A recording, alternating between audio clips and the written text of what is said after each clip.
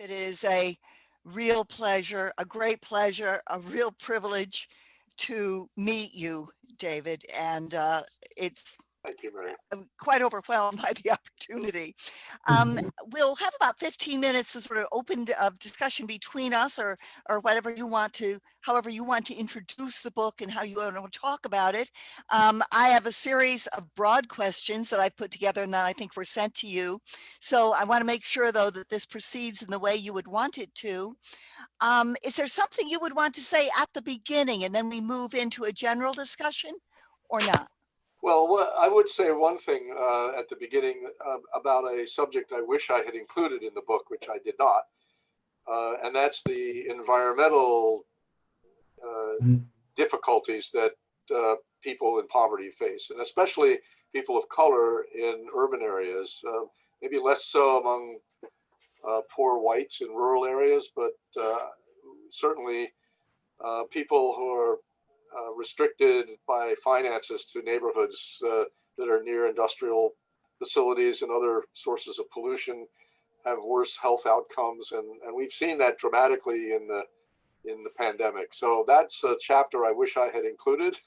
I wish I'd done it. I didn't, but there we are. I mean, with every book, you can go back and second guess yourself. And then the other point I would make is that although I do update the statistics every year or two, and I don't know which version you folks have read, I did that earlier this year. Those numbers are pretty outdated. They're always outdated in a book. And of course, since the COVID pandemic has occurred, everything's gotten much worse, as you know. So I'll probably do an update again when we start seeing our way out of this. But that still, unfortunately, I'm sorry to say, the book is not outdated, as you know. I mean, the basic themes and the principles and the currents of suffering and difficulty are all still with us, and I'm afraid will be for quite some time. So that would be one point I'd make. But Mary, go ahead, and if you want to, have subjects you want to discuss before everybody else jumps in, that's fine. Well, one of the things that I mentioned when I put together kind of broad questions, and I'll read a little bit of it, how you arrived at your decision to study, and you did this several times, populations living together while separated by critically different experiences and perspectives. There's the book about Arabs and Jews in Israel and Israeli controlled lands. This book about Blacks and Whites in America, which I'm reading right now. And then of course about the working poor who are invisible to so many of us, although we are all in some sense living together. How you arrived at that very difficult series of research frames, and then how you did it. One thing that was very striking to me was that you were able to to move inside the lives of these people, to gain their trust and the trust of their families over years. And just how you did that, it was very, very striking to me. Those are good questions. On the first point, I grew up in a homogeneous town in New Jersey, Chatham, New Jersey. So maybe I'm rebelling against my childhood, although I had a great childhood. I had a wonderful childhood. It was a nice town. I've still got very close friends from high school days. I had a good upbringing and a loving family, but it was pretty confining. And when I got to college and then beyond, I was in the Navy for a couple of years. I was exposed to a different, a variety of people. And had completely different and very exciting experiences. I mean, my town was, as I said, was all white, middle class. The first African American I ever had a conversation about race with was Martin Luther King Jr. in college when I was working for the college radio station, and he came to speak, and I interviewed him. That was a pretty abrupt and dramatic departure from my upbringing. And I made in my town during my college years, a fair housing organization developed. This was prior to the Civil Rights Acts, prior to the Fair Housing Act. So there was no legal prohibition against racial discrimination in housing. But this fair housing group organized to try to use moral suasion to get the real estate agents and the population to open the town to Black homeowners. So I did my sociology thesis, my senior thesis, on that struggle, and interviewed people in the Fair Housing Committee and those who opposed it, and did a survey and all that, and tried to understand the differences in viewpoint. And then my mother and I went to the 1963 March on Washington, and my town was so famous in the area as a segregated town in New Jersey. And when my mother and I got on the bus in Madison, which was the town next to us, we were the only whites on the bus going down to Washington. And one of the people came through the bus taking names and addresses to make sure we all got back on at the end of the day. And when she asked us where we were from, and we said Chatham, she said, "Well, welcome Chatham." And everything cracked up, this was like, so, and then the other influence on me, besides my somewhat parochial environment in which I grew up, was my father-in-law, who was a journalist and a professor who wrote a couple of very powerful books on group identity and race, more than a couple, several. His name was Harold Isaacs. He wrote a book on stereotyping of Chinese and Indians by Americans. He wrote a book called Idols of the Tribe about group identity and the retreat into our caves of nationalism, ethnicity, race, and the conflicts across those lines. And those books gave me, and conversations with him, gave me a very important lens through which to see the world in which I traveled as a journalist.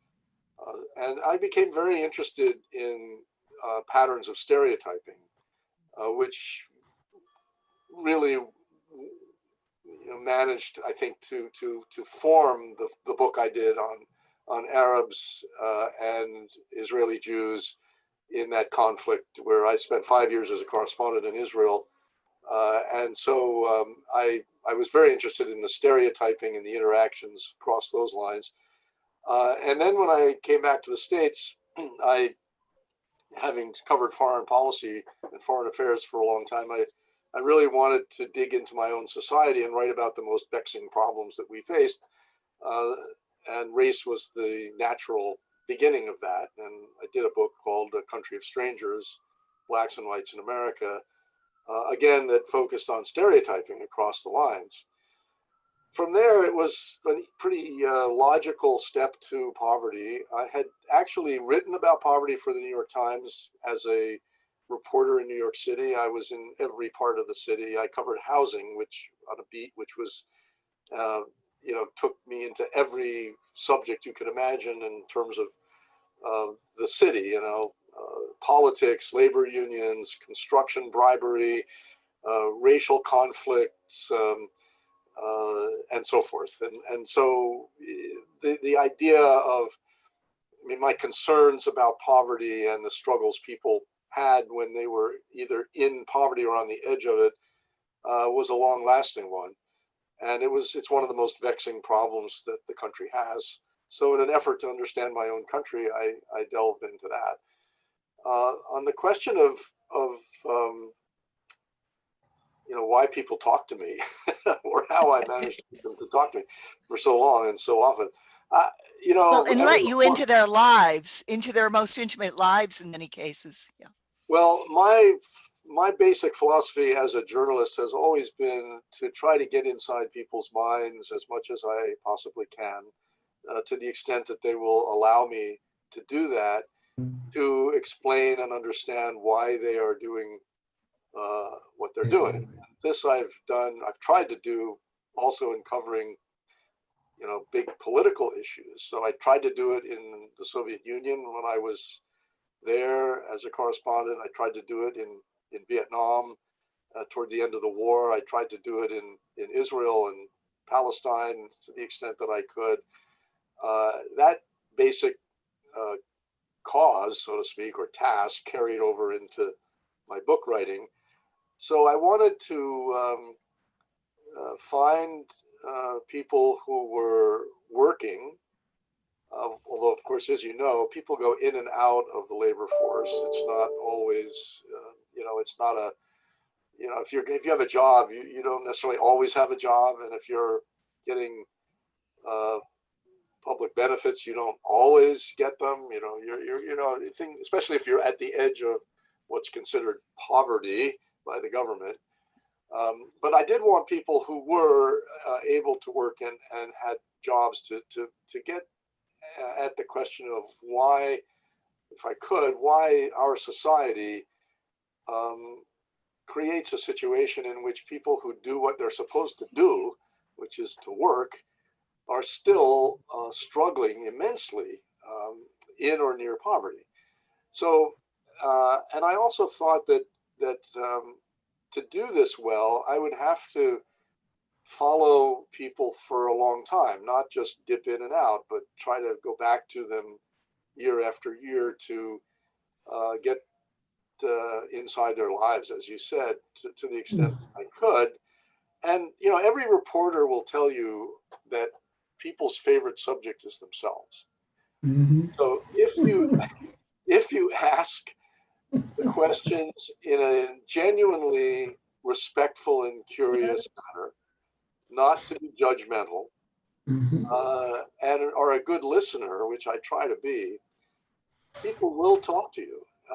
And almost everyone I wanted to go back and bother year after year, sitting in their kitchens or in their living rooms, or at their job training programs or wherever they were, agreed and kept on saying. I can think of one woman in Cleveland who, after one interview that I did with her at her job training center, even though she agreed to see me again, she kind of waved me off. She had reasons. Well, it's a dangerous neighborhood I live in. And I said, well, I'm used to that. I'm not, really worried about that. I try to be careful.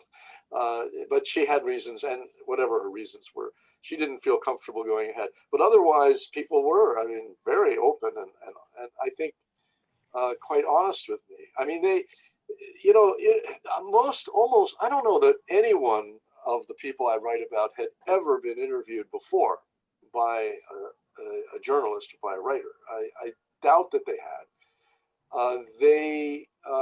In fact, I'm not sure most of them had ever really told their stories to anyone at all, friends or even maybe within families, because a lot of these folks, I realized as I went along, didn't even have a very strong oral history tradition in their families. That wasn't universally true.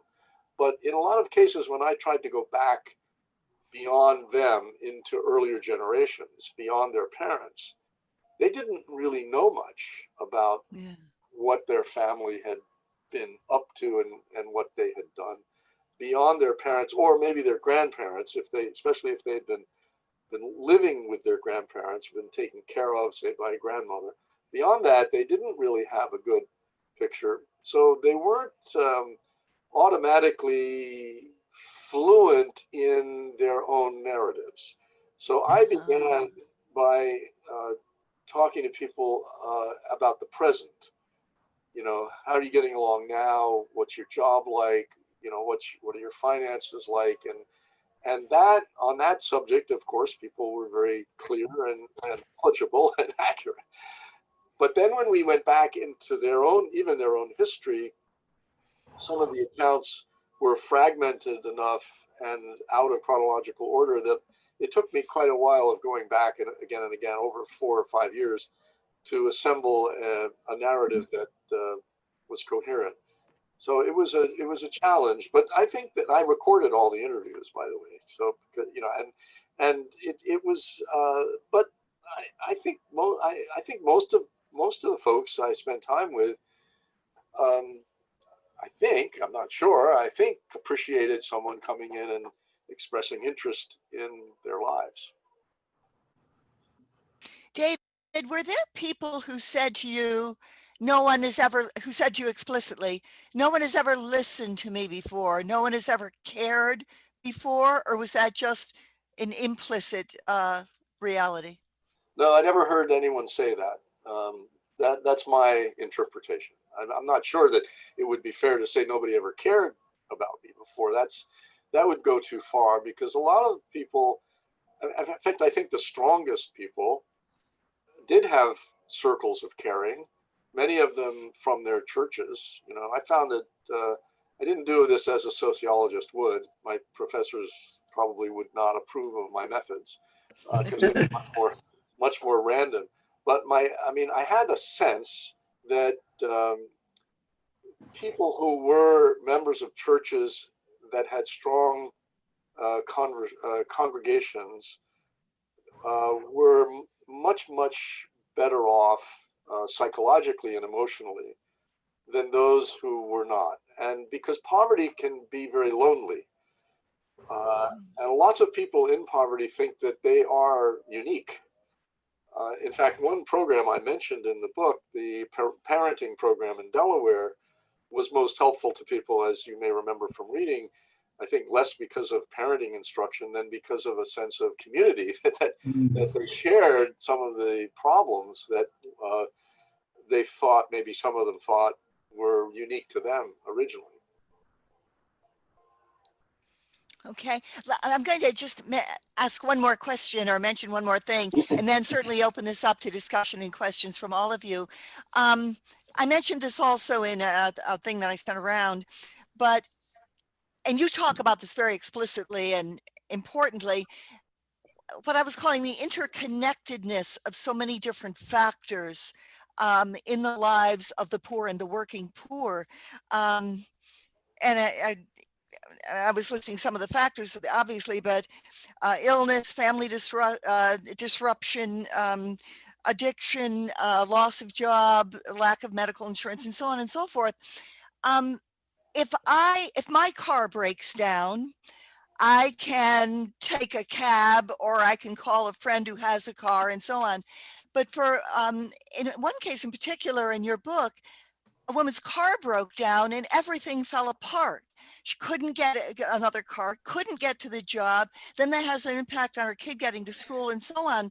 So all of these things as being this kind of mosaic, you can't address one ravel thread and take care of the problem.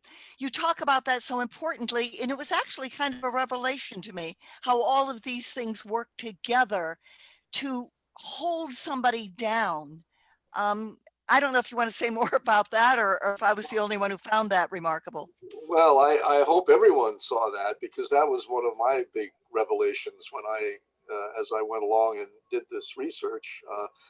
You know, and I think you mentioned in a note to me that, you know, it seems obvious when you look back on it, but somehow we don't organize our society that way. We have silos of agencies that help in different ways for particular problems, but it's not common to create gateways through which people can pass into multiple services. There are some private agencies that do this now.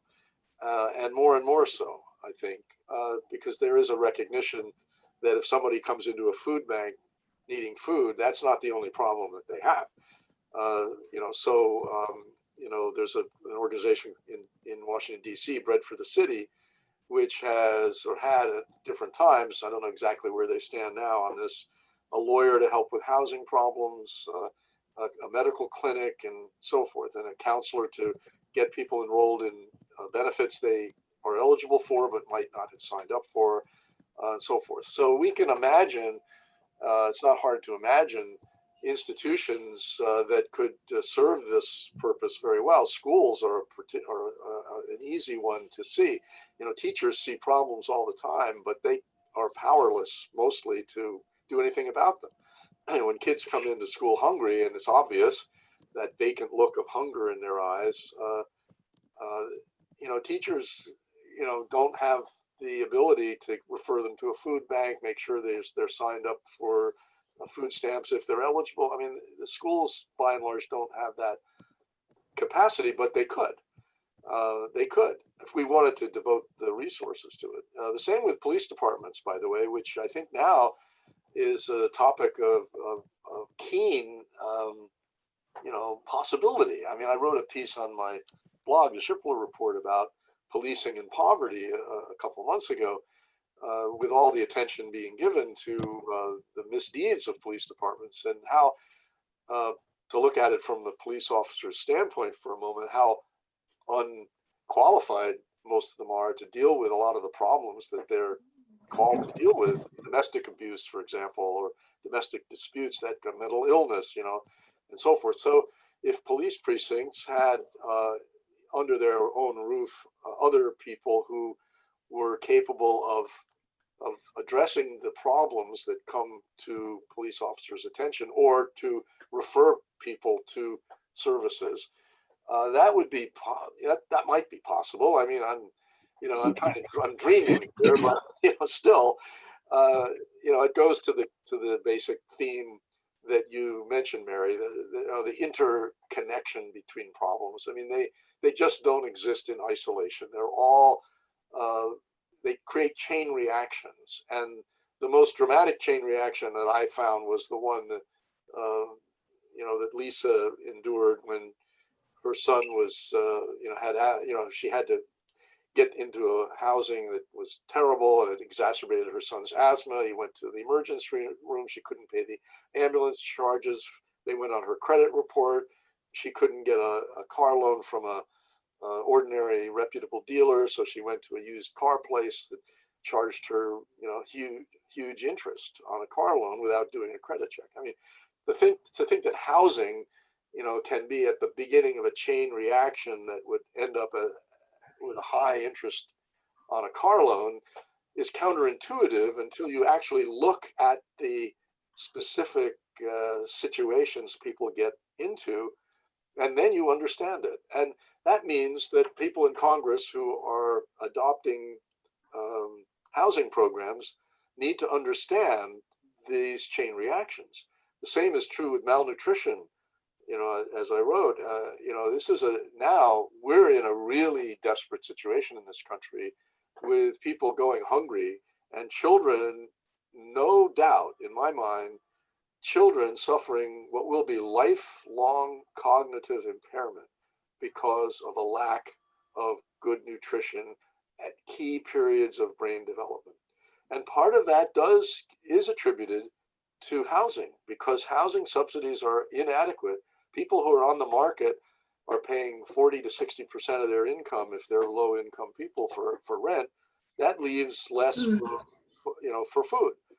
And I saw it in the malnutrition clinics where I spent time, of people coming in with no housing subsidies and children who were malnourished. So this is a long-standing and long-lasting price that these kids will have to pay throughout their lifetimes, and therefore the society as a whole will have to pay. And if you want to get really, kind of materialistic about it, it's also damaging to the society at large.